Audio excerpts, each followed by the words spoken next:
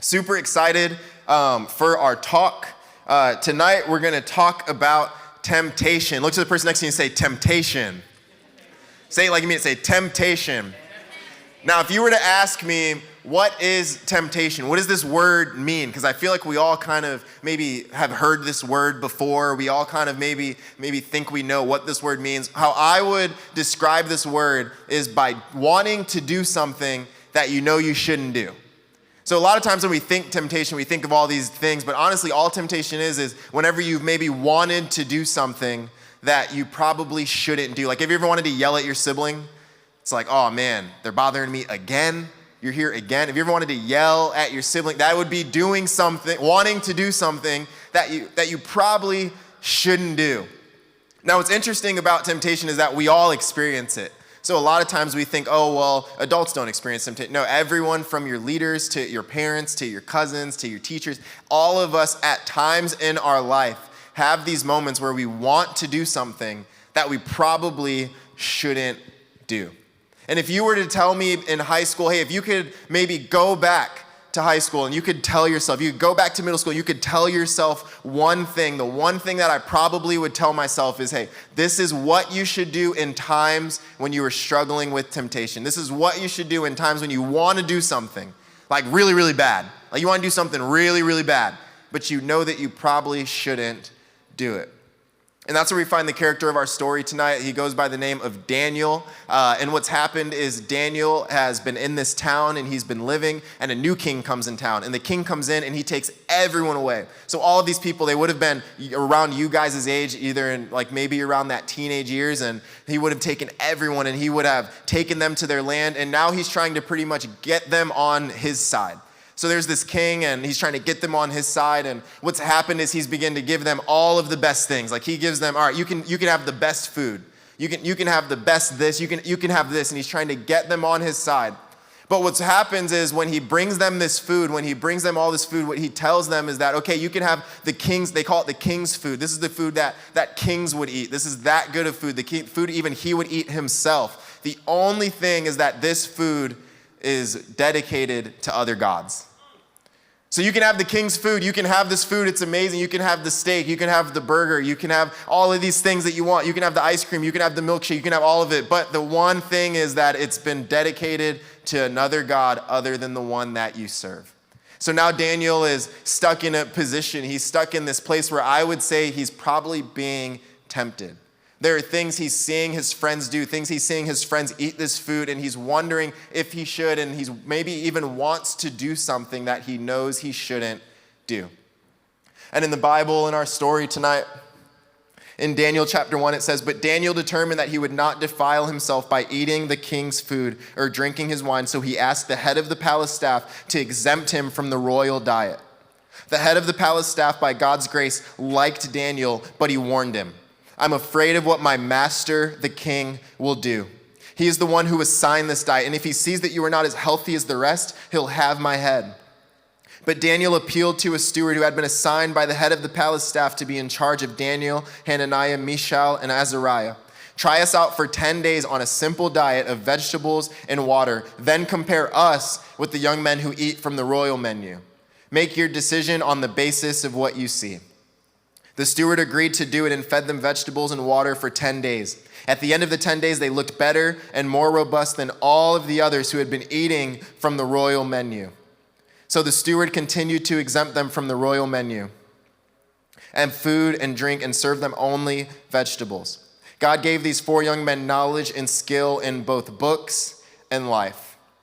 Just for a second, I want to pause there because something that I think is very important to notice is that Daniel, something that the guy would have thought would have weakened him, something that the guy would have thought made him lame, made him a loser, is actually the thing that strengthened him. So the thing that he's thinking, oh, well, I need to feed you this because if you're not up to par with everyone else, well, then I'm going to get in trouble. And Daniel says, you know what? I'm just going to not eat that stuff. I'm just going to eat the stuff that I know is right. I'm just going to take in the stuff that I know is right. And because of that, Daniel was actually made stronger. Can I encourage you that in your life, you're going to be challenged by your friends. You're going to be challenged by culture, challenged by social media to eat things that might not be the best for you. And what can happen is you can begin to think, oh, well, if I don't do this, well, then I'm lame.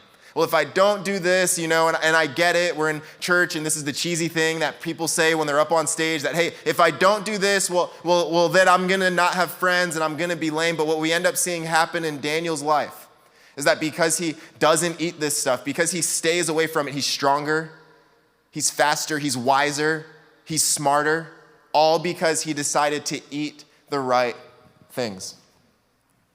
And the story goes on and it says, in addition, Daniel was gifted in understanding all sorts of vision and dreams. At the end of the time set by the king for their training, the head of the royal staff brought them into Nebuchadnezzar.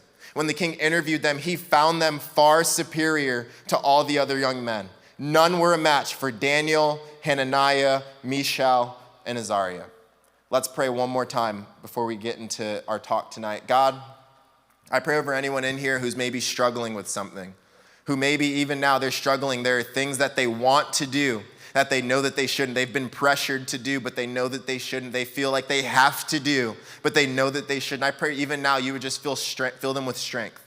You would fill them with hope and realize that they don't have to do the things everyone else is doing, but they actually can be stronger because they'll choose the right things to eat. They'll eat the healthy things. They'll eat the things that are good for them. And God, I say a special prayer because we are struggling for your Los Angeles Lakers and help the Warriors to not be that good because right now they're too good. I need them to not be that good, all right? In Jesus' name. And everyone said? Amen. Here's what I want you to do. I want you on the count of 3 to yell out your favorite Disney movie, all right? Because we all love Disney. I almost said, who loves Disney? If you don't love Disney, I may be judging you, but not that much, just a little bit. So on the count of 3, I want you to get ready. I want you to count down, all right? 1, 2, 3. Okay, I'm gonna have us do it one more time. I heard Tangled. I heard Lion King. Let's say it one more time. You're gonna yell it out, all right? 1, 2, 3. Okay, now I gotta be honest. Those are all great movies, I'm sure. Why? Because Disney made them. But my favorite Disney movie is The Lion King. It is. But there's a close second, and it's one of those movies, like, have you ever had a movie you were kind of embarrassed to tell your friends that you watched and enjoyed? Like, have you ever had a movie that you're like, okay, well, I watched it and it was great and I loved it, but I don't want you to know that I loved it because it's a little weird that I loved it and I watched it because everyone else was watching it, but then I actually ended up liking it. For me, that movie is Frozen. Not gonna lie, loved Frozen. Frozen was amazing. Can we make some noise for Frozen? Wow. Nicely done, Disney. Good job. Good job. Come on, can't hold me back anymore. Wow. Man, almost cried. There's this moment though in the movie. There's this moment where Anna she's in trouble. She's about to die. She's about to die, and what's happening is she needs help. And she says this statement. And what's happened is throughout the entire movie, she's been with this guy, Hans, and they've been finishing each other's sandwiches. They've been finishing each other's sandwiches. It's a beautiful romance. They love each other. They're happy. They're going to get married. But then there comes this moment where things take a turn for the worse. And Anna's about to die, and she's about to freeze. And Hans looks at her, and he says, Anna, what happened? What can I do? And she says, this can only be helped by true love's kiss. And he looks at her, and there's this moment, and he says, oh, Anna, if only someone else loved you. Oh, that's like the biggest curve in Disney history. Like, oh, well, if only someone loved you.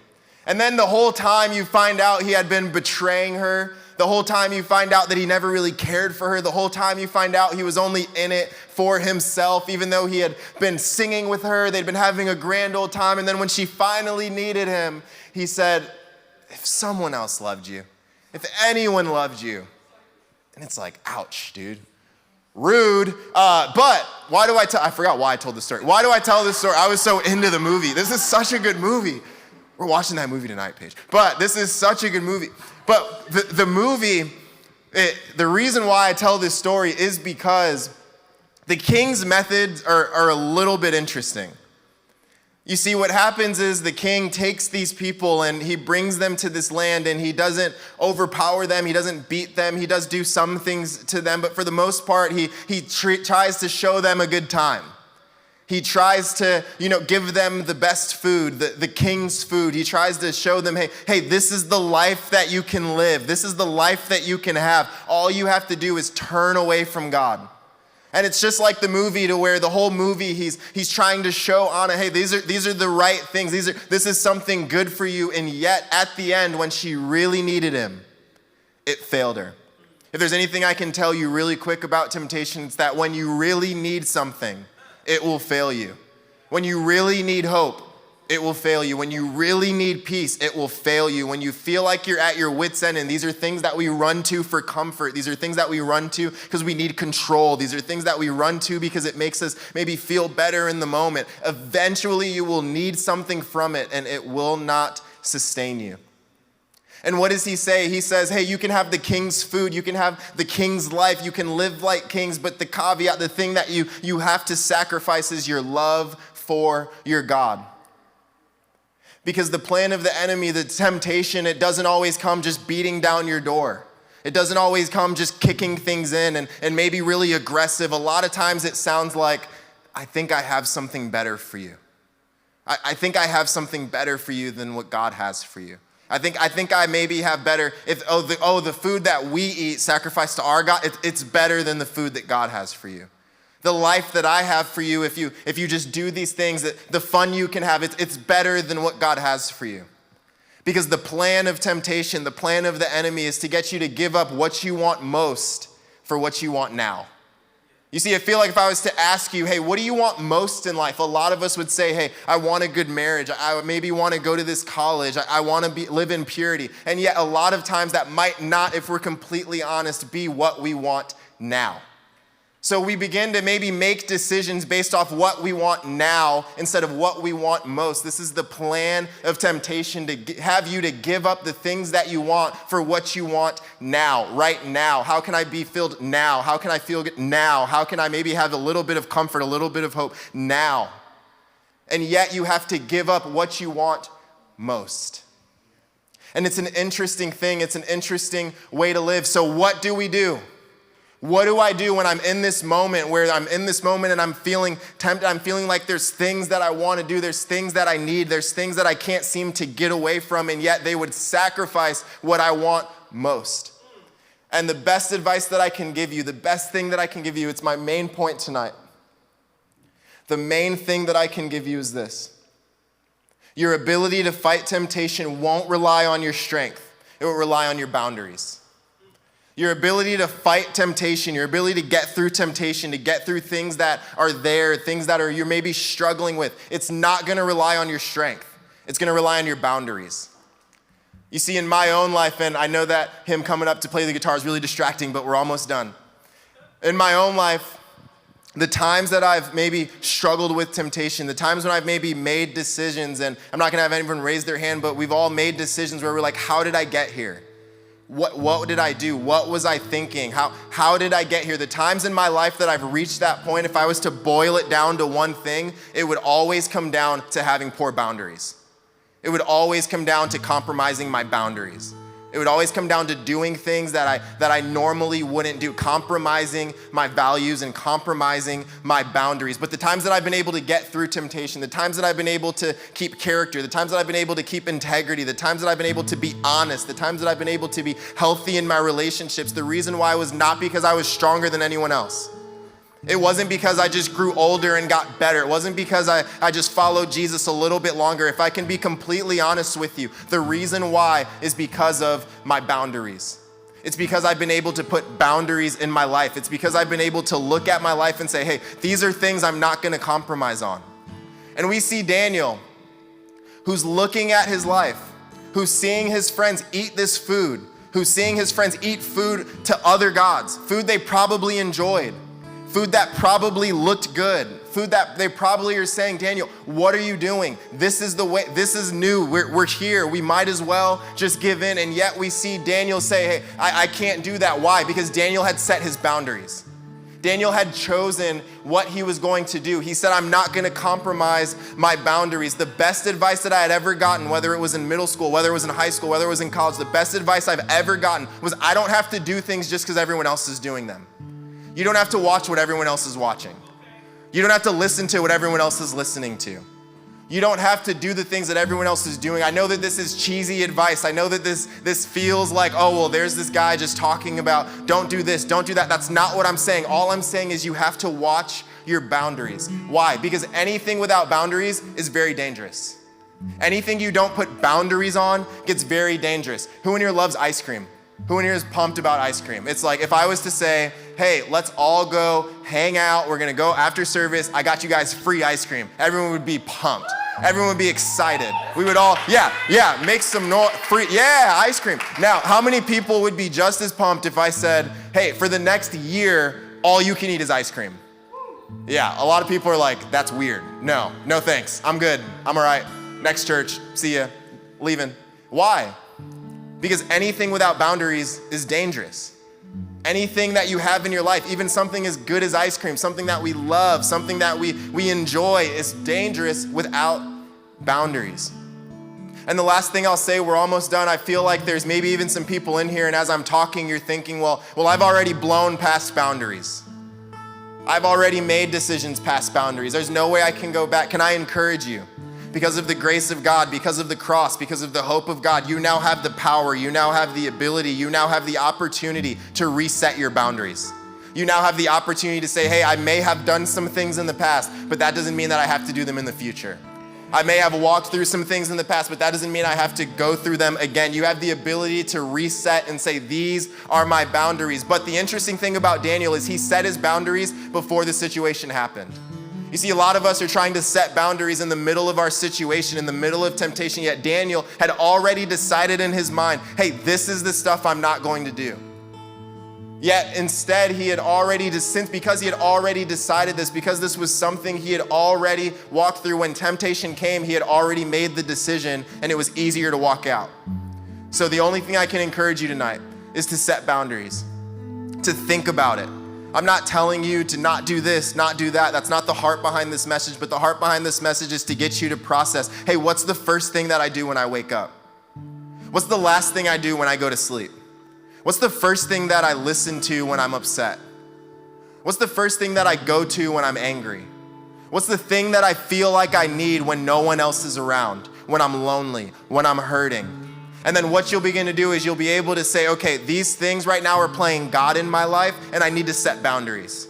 I need to look at my life and say, hey, I know that I'm struggling. I know that I'm tempted. I know that I'm hurting. I know that I'm in pain. I know that I feel as if the whole world is weighing down on me. And yet you'll be able to get through it with character. You'll be able to get through it with integrity. You'll be able to keep your purity, even in middle school, high school. How? Through creating safe boundaries. Come on, let's stand to our feet as we begin to close.